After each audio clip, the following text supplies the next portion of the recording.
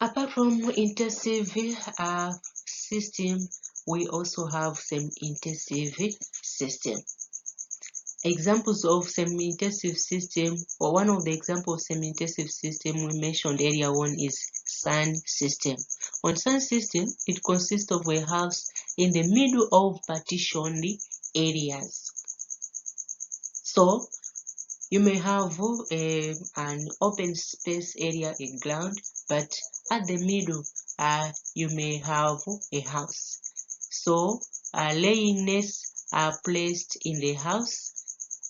If possible, the house should be movable so as to facilitate easy relocation from one land to another. It may also be constructed at the center of several lands for ease and sharing the poultry house. So the land now is partitioned to allow rotation. So you may have a huge land, then you can divide your land into several portions. So you may place the house in one of the compartments. Once they have consumed maybe the classes, then you can carry that house to the next compartment so that the feed are in that compartment. So you allow rotation under this system. The importance is that it will reduce build-up of diseases and parasites.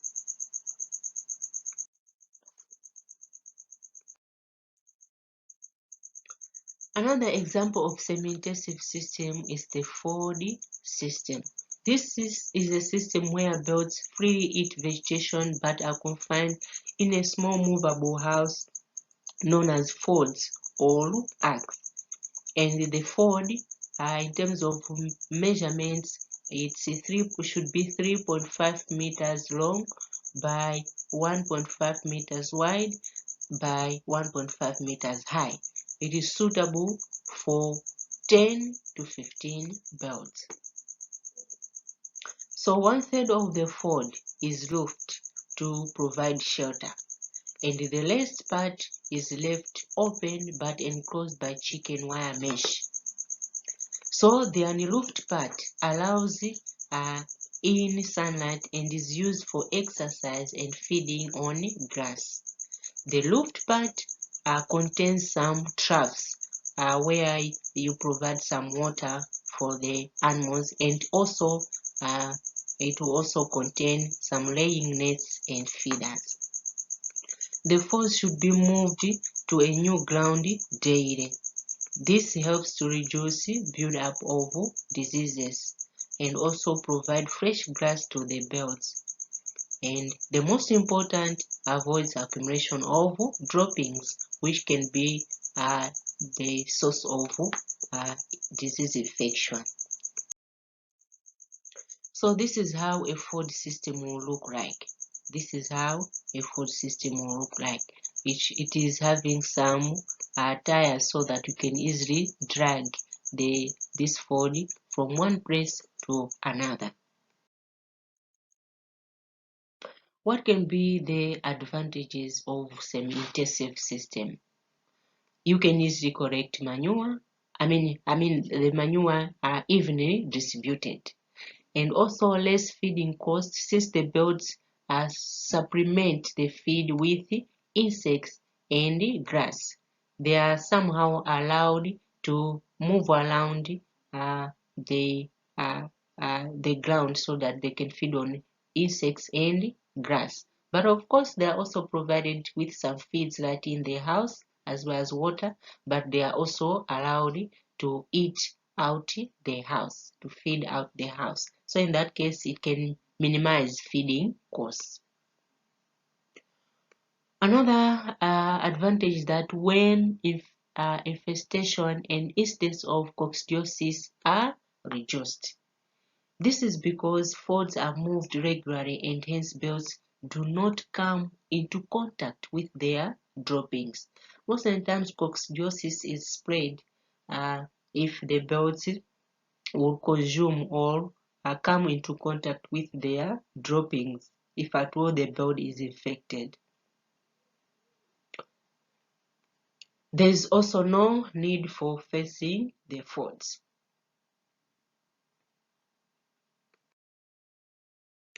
What about the disadvantages? If at all you are using the folds last for a short period because of too much handling.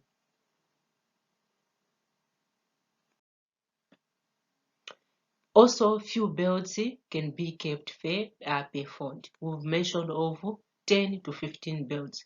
What about if you are a commercial farmer? You cannot rely only on 10 to 15 belts. It means you may have so many folds. Apart from that, labor requirements are fairly high because one has to work on many folds, especially if we're talking of commercial farmers. It means they'll need many folds. So to manage those folds, it is tiresome.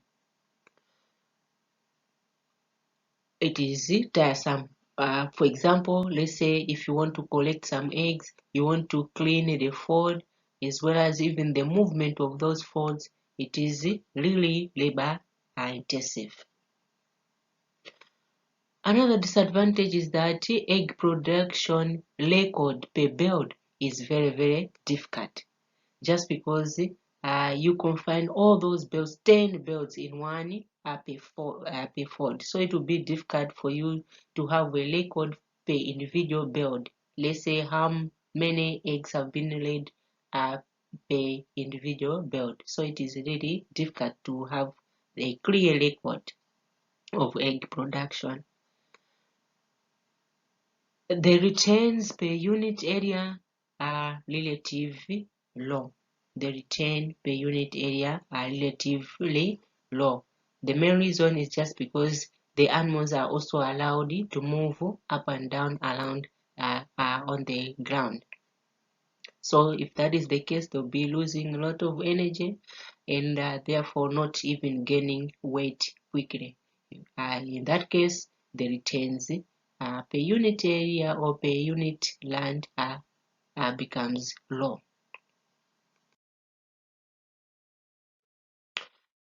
Let's look now on the last housing system, which is extensive, also known as free range system. Sometimes it is also known as traditional system. It is our traditional way of keeping birds, more especially here in Malawi. So under this system, as mentioned earlier on, chicken are allowed to move about looking for food as well as even for water in some cases. So in the evening is when now those chicken are allowed to get into their houses. So most of people in Malawi use this system to keep chicken. Why? These are some of the advantages. The system is cheap to maintain. Therefore, the farmers does not spend much money buying feeds for the chicken. So most of Malawians will use this system because the system is cheap to maintain.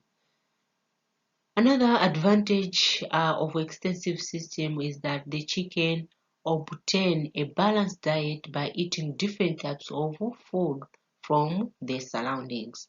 Unlike those birds which are just confined in a house, whereby the farmer is the one which will be providing the feeds for them.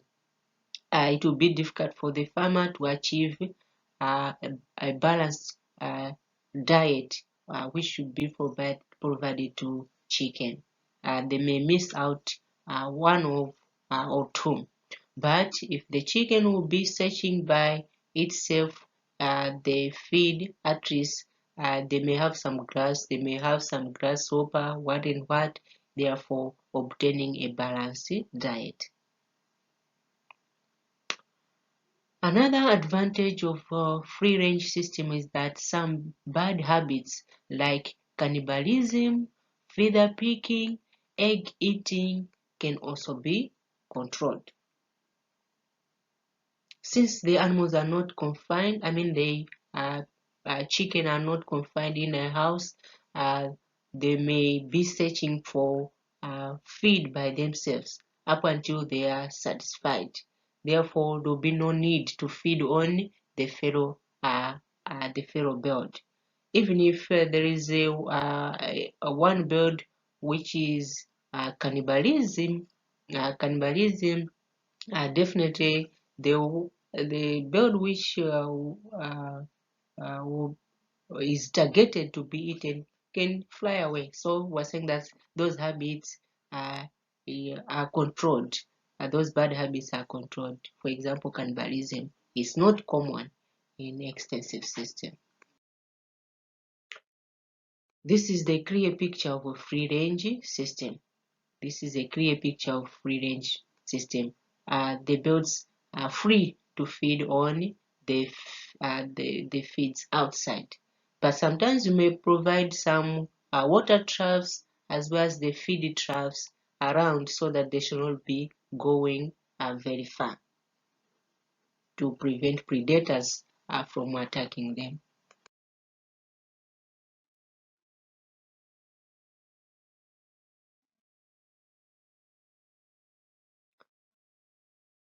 How best can we construct a chicken house? All those the housing system, there was a mention that at least a pen is required or a house is required, be it in a intensive system, semi-intensive system, extensive system, but still more will need a house where those animals will be kept, whether for the whole life or for some time. But still more, a house is needed in all the housing systems which we have mentioned. So let's look now on constructing a chicken house. What are the materials which are required? We need the walls. So we can make the walls out of the soil. We also need some iron sheets. We need wire mesh. We need bricks or timber. We also need the thatching glass. It will depend on the type of house you need to construct. You may also need corrugated iron sheets, even polythene sheets. We may also need some we may need cement so that we can make a concrete floor. We can make a concrete floor. But the important thing which we need to note when we are constructing a chicken house is that you make sure that there should be an insulation. Lighting is also important. In a chicken house, there should be adequate light. Apart from that, nesting is also required, more especially if you are having layers or dual purpose breeds. Nestings will be required so that those animals should be laying eggs on.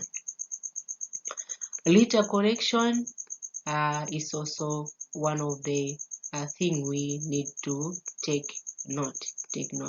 Ventilation, make sure that when you are constructing a chicken house, should be well ventilated. And make sure that the house should be protecting the chicken from rain, sun, wind, as well as predators. In terms of size, it will depend on the number of chicken. It will depend on the purpose of the chicken you are rearing, so on and so forth. But the more the chicken you are having, the bigger the house.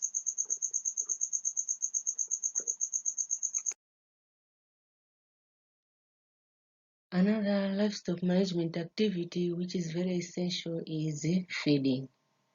So feeding is another chicken management activity which is very, very important. Of course, most of the times the genetic makeup of animals will make them to produce more. But if they are not provided with enough feeds or quality feeds, most of the times the production is minimal.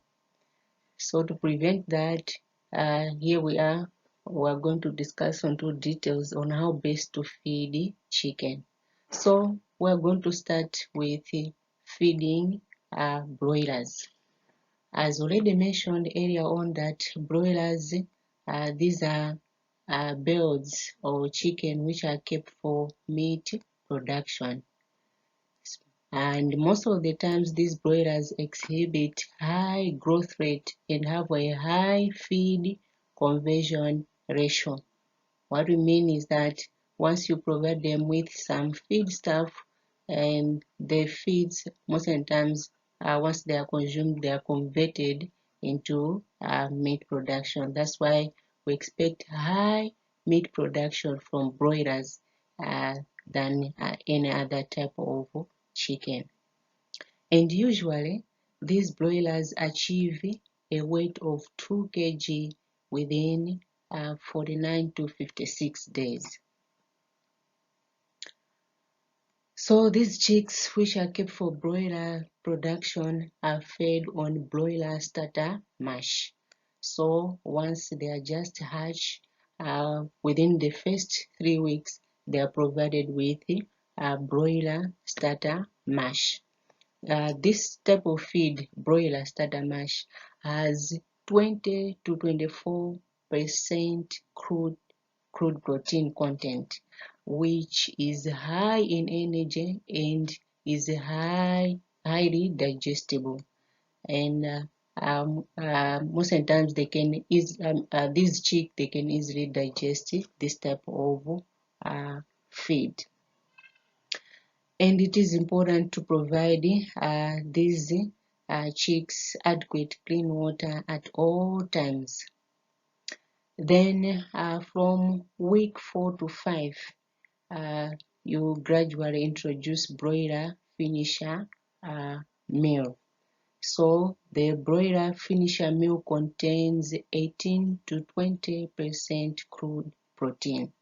So the finisher or broiler finisher meal encourage development of lean meat, and of course it discourages over fattening.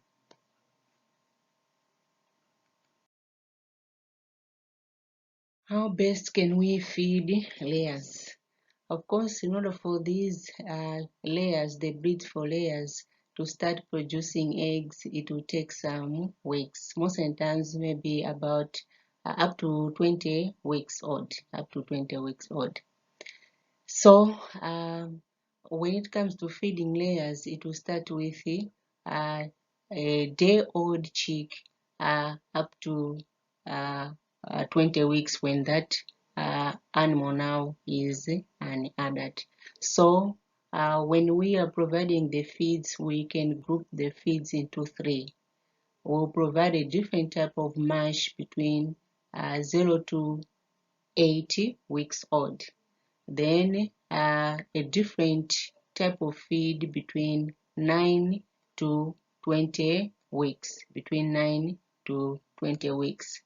Then we'll also provide a different feed when they reach 20 weeks old. So I will provide them with the 3 different type of feeds.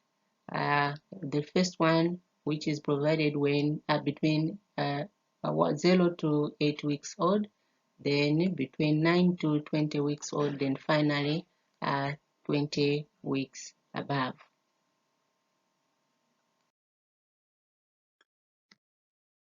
So on day 1, these chicks are fed on chick mash, which are spread on newspaper or trays.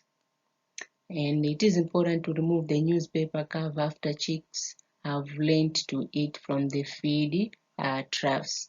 Most of the times, the newspapers are provided when they are they're still young, more especially day one.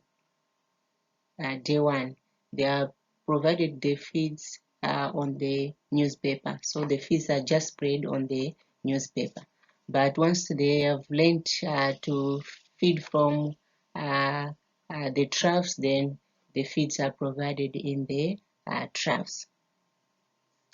So the chick mash is provided to these layers up to 8th week. This chick mash contains 20 to 22% crude protein and can easily be digested by these chicks, be it a day old up to 8 weeks. They can easily digest the feed. So thereby it is suitable for the young chicks. When you are providing the feeds, it is important to provide them with the adequate amount of feeds at all times and not forgetting water. Then in the 6th week, you can introduce some sand. Sand is very essential in poultry or in chicken just because it will help in digestion of feeds. So in the 6th week, while you are provided them with some chick mash, but in the 6th week you introduce some grit or some sand so that they help in digestion. And in the 7th week, you can introduce some growers mash. So first of all, you start with just a quarter growers mash. Then you mix some 3/4 of chick mash, meaning that we're talking of a full feeding trough here. That full feeding trough it should contain maybe a quarter of growers mash and 3/4 chick mash. Then gradually you reduce the amount of chick mash as they grow, as they grow, and increase the amount of growers mash. It is important to clean the feed and water troughs daily, and also you provide adequate and clean water all the time.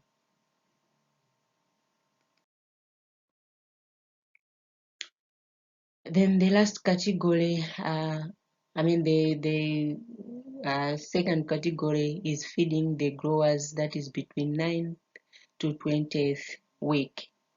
This point is the point of lay. By this time, they have already reached puberty or maturity, therefore they can even start to lay some eggs. So at 9th week, chicks are fed on growers mash only and are now ready to be taken to the main poultry house, where you expect them so that they should start laying eggs. But from 9th week, the birds are at this time they are referred to as growers or pullets. So you feed these growers on 115 grams of growers mash per bird per day. This growers mash contains 16 to 17% crude protein and also have some vitamins and other trace elements, more especially minerals. And even some supplements can also be provided, like grains as well as greens. It is also important to hang the greens in the collar so that they should be doing some exercise. This green stuff, they are very, very important in layers just because they deepens the egg yolk color. Most of the times, the egg yolk should be yellow, but nowadays, most especially these hybrids, you find out that the egg yolk is not that, the color is not yellow. The main reason is that maybe they are not provided with enough amount of green stuff. So it is important to introduce some green stuff at this age, at 9th week, just because we're saying that by this time they'll be starting laying eggs. So you provide some green stuff to make sure that the color of the egg yolk should be deepened. We're talking of that yellow color should be deepened. Then at the week of 20th, some soluble grit, for example, oyster shells, can be introduced to the diet. These oyster shells, most of the times, they will provide enough calcium. The use of calcium, it is necessary for hard shell formation. In order for the shells to be hard enough, they'll need some deposition of lots of calcium. So they'll get this calcium from oyster shells or soluble grit. So some soluble grits are very, very essential just because they are source of calcium, which is important in as far as hard eggshell formation is concerned. At this stage, it is also important to provide them with clean water.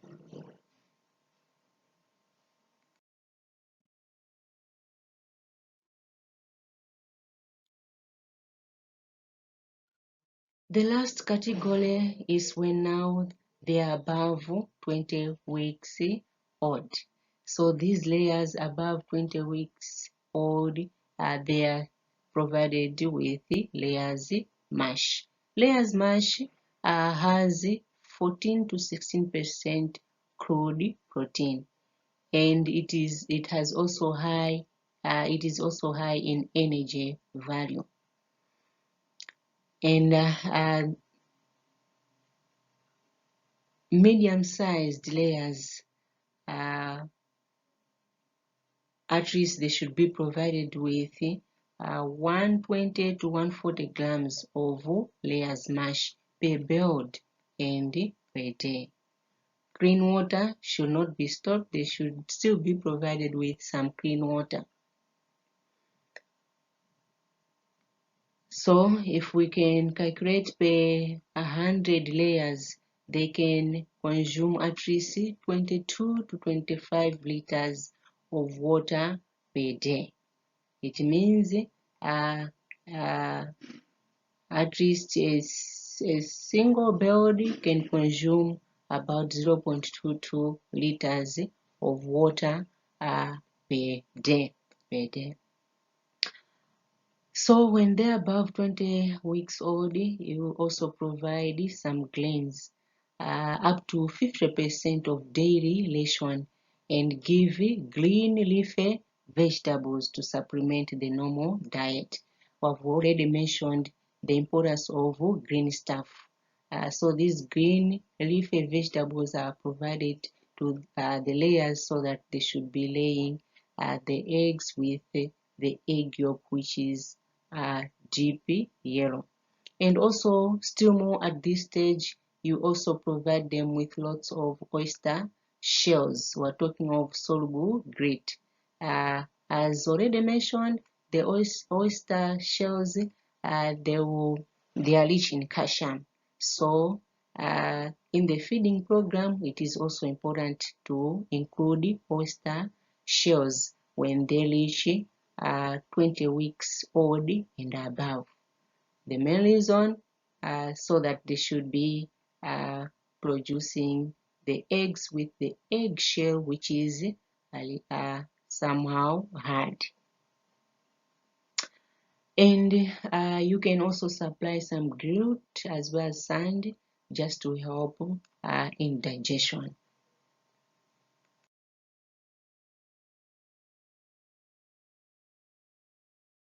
Simutaya nthawi yanu kufunafuna maphunziro muzakhala wotumidwa moyo wanu wonse.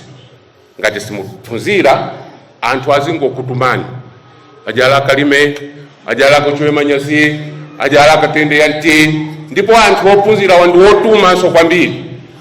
Ndiye ngati simuphunzira skulu akuyikirani apa mukhala otumidwa.